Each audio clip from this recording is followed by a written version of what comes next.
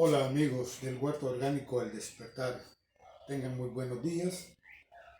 Bien, daremos inicio a la clase número 5 del pequeño curso de estadística aplicado a la agricultura. Este día vamos a iniciar a ver lo que es con respecto a la teoría del muestreo. Vamos a dar el sustento teórico de la teoría del muestreo y posteriormente ya vamos a entrar a su forma de aplicación, cómo determinar los tamaños de muestras según el tipo de estudio que se esté realizando. Bien, iniciamos. El objetivo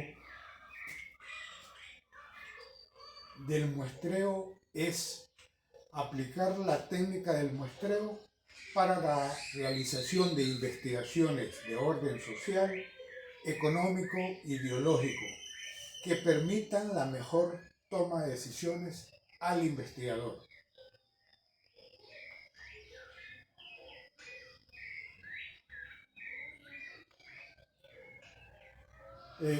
Veamos la definición del concepto de teoría. Pues estamos trabajando con la teoría del muestreo. Veamos cómo se define el concepto teoría. Teoría es un enunciado que tentativamente puede tener la solución a un fenómeno o problema. Es decir, la construcción racional que pretende explicar la realidad con base en un conjunto de leyes, mediante la aplicación de los pasos del método científico. Es demostrable y es demostrable en cualquier momento. Ejemplo, la teoría del muestreo. Lo podemos demostrar matemáticamente que cualquier estudio se cumple a través de la teoría del muestreo. Esto lo vamos a ver más adelante, vamos a ver unas demostraciones matemáticas ya sobre ello.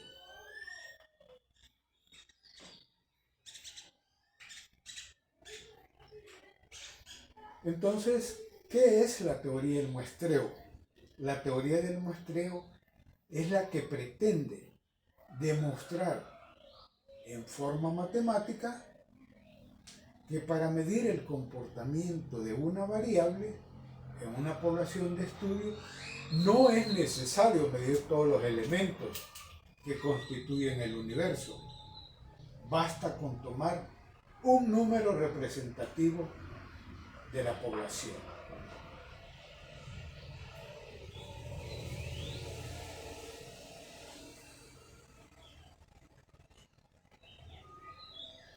¿Cuál es el principio de la teoría del muestreo? ¿Qué pretende la teoría del muestreo?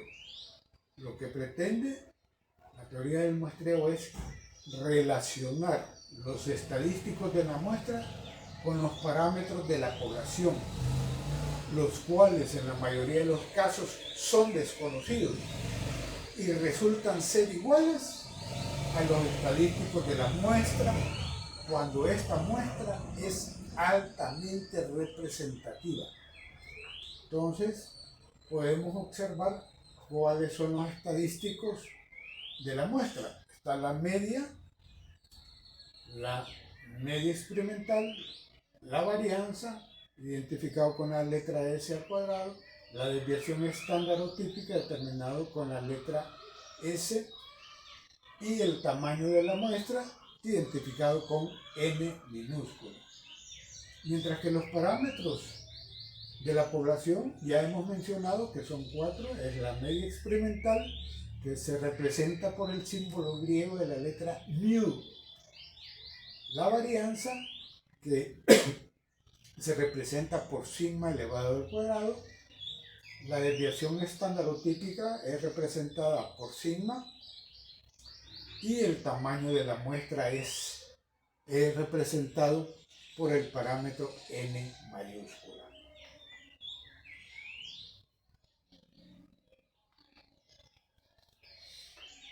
Bien, entonces veamos qué es el muestreo. El muestreo es el procedimiento mediante el cual se selecciona un conjunto de elementos de la población de estudio a partir del cual se infiere el valor de una o varias características de la población. Entonces, de la población de estudio, nosotros tomamos o seleccionamos un conjunto de elementos que van a constituir la muestra, ¿ya? Entonces, podemos decir que si la muestra es igual a la población, al muestreo le llamamos censo.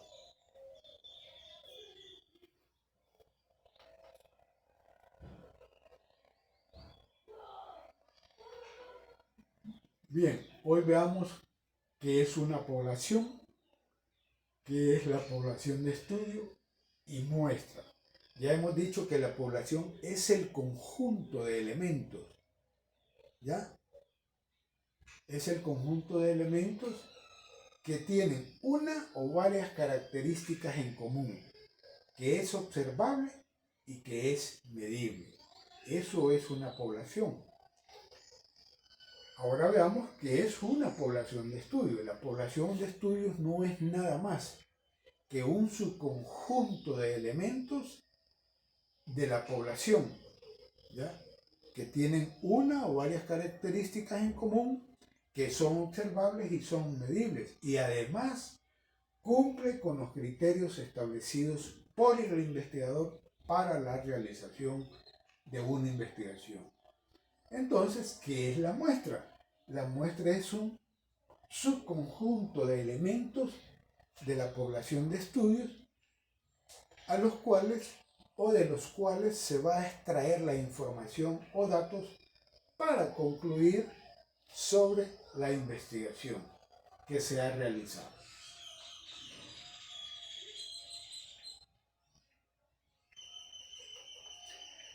Veamos este ejemplo de población, población de estudio y muestra.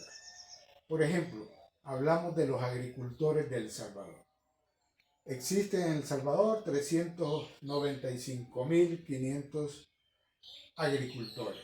Y de esos existe 138.400 que son productores de hortalizas, repollos, tomates, ¿ya? Entonces, esa es una población de estudio, porque ya estamos retomando algunos elementos por los criterios establecidos por el investigador. Le interesa conocer los productores de hortalizas. De repollo y tomate, entonces son 138.500 productores. Otro criterio que ha establecido el investigador es que sean mayores de 40 años de edad y que el área de producción sea de 1 a 2 manzanas. Entonces tenemos ahí esos agricultores que son productores de hortalizas, mayores de 40 años y tienen un área de producción de 1 a 2 manzanas. Entonces eso constituye la población de estudio. De estos 138.000 y que cumplen con los criterios establecidos por el investigador, que sean productores de hortalizas mayores de 40 años y tengan áreas de producción de 1 a 2 manzanas, ¿ya? Vamos a extraer aquellos elementos o aquellos productores que van a constituir la muestra, de los cuales se va a retomar información y registros de datos. Bien, entonces quedamos claros que la población son todos los elementos que tienen una o varias características en común, que son medibles y observables, mientras que la población de estudio es un subconjunto de elementos de la población que tienen una o varias características en común, que son observables y son medibles y cumplen con los criterios establecidos por el investigador para el desarrollo de un estudio. Y la muestra es el subconjunto de elementos que constituyen a la población de estudio.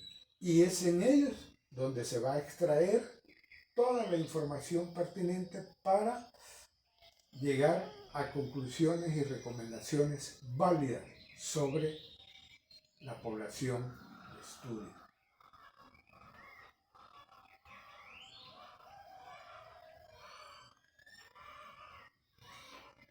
¿Cuál es la ventaja de trabajar con muestras? La ventaja de trabajar con muestras es ahorramos tiempo, recursos, reducimos costos y en algunas ocasiones es más exacto que estudiar a toda la población.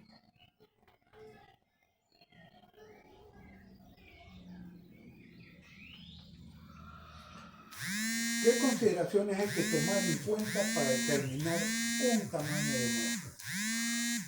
Entonces, las consideraciones a tomar en cuenta son la forma de selección de los elementos que van a constituir la muestra.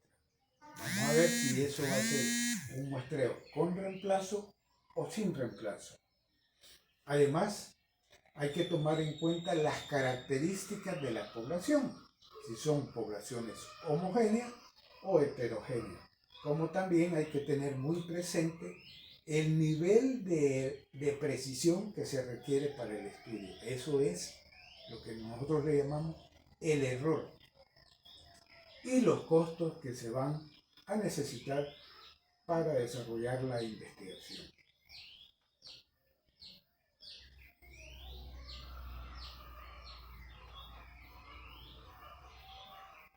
¿Qué es entonces una muestra representativa? Una muestra representativa debe tener las siguientes características. Debe reunir todas las características de la población de estudio. Todos los individuos o elementos de la población de estudio tienen la misma probabilidad de ser elegidos para formar parte de la muestra.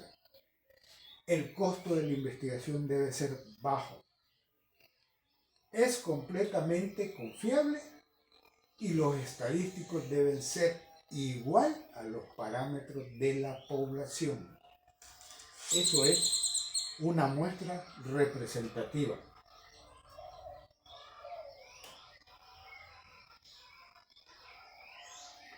Bien, veamos cuáles son los diseños muestrales que se utilizan para realizar una investigación a partir de la muestra seleccionada por el investigador.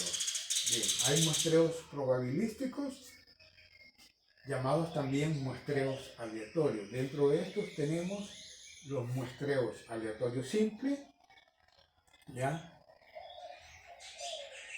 El aleatorio sistemático, el aleatorio estratificado y el aleatorio por conglomerado. Y también tenemos muestreos no probabilísticos. Ahí tenemos los casos de muestreos por cuotas, por bola de nieve, por criterio del investigador y por conveniencia del estudio, ¿verdad? Entonces, veamos en los muestreos aleatorios, o muestreos probabilísticos. El aleatorio simple lo único que hace es retomar un listado de los elementos de la población de estudio y sortear en forma de sorteo, ir determinando quiénes van a ser los elementos que van a constituir la muestra. ¿Ya?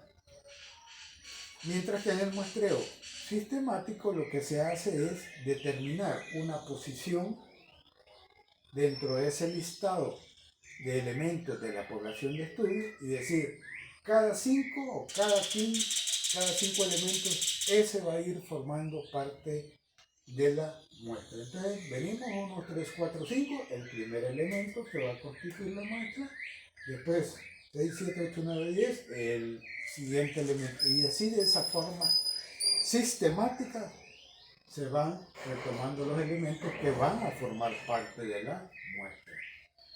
El igual del estratificado, lo que hacemos es que de ese listado de elementos que tenemos de la población de estudio, estratificamos.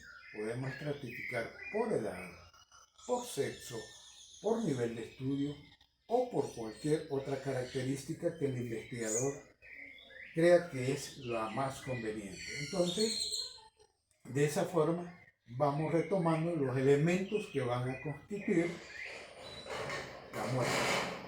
Y mientras que el muestreo aleatorio por conglomerado, lo que vamos haciendo es formando conglomerados.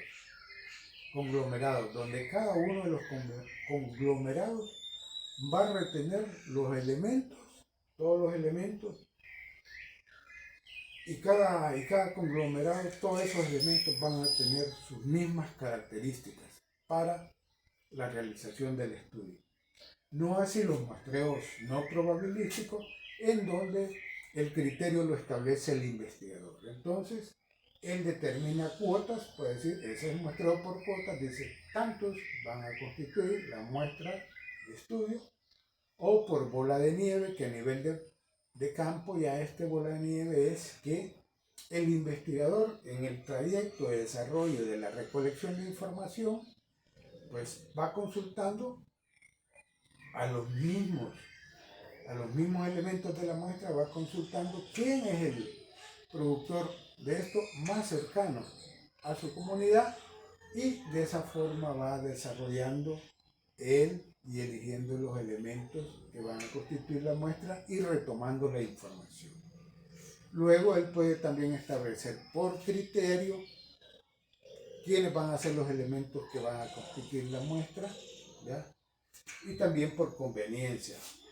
Si realmente le resulta más fácil retomar aquellos elementos que van a constituir la muestra por conveniencia, porque están cercanos, se encuentran en el lugar, siempre a disponibilidad. Entonces, ese es el muestreo por conveniencia, ¿ya? En el muestreo probabilístico, el sesgo es menor, muchísimo menor, mientras que en el muestreo no probabilístico, el sesgo siempre tiende a ser un poco mayor, ¿ya? Que el muestreo probabilístico. Entonces, pero todo esto dependerá, este tamaño, dependerá de los objetivos del investigador, de la hipótesis del investigador, y entonces él va a decidir cuál va a ser el muestreo a aplicar para el desarrollo de su investigación. ¿Ya? Bien, amigos, esto ha sido la primera parte de la temática número 5 de la teoría del muestreo. Nos vemos próximamente para completar la temática de la teoría del muestreo y ya ver la aplicación, cómo es que se determinan los tamaños de muestras, ¿ya? Para un estudio ya sea de orden social, económico o biológico. Bien, amigos, gracias y hasta la próxima.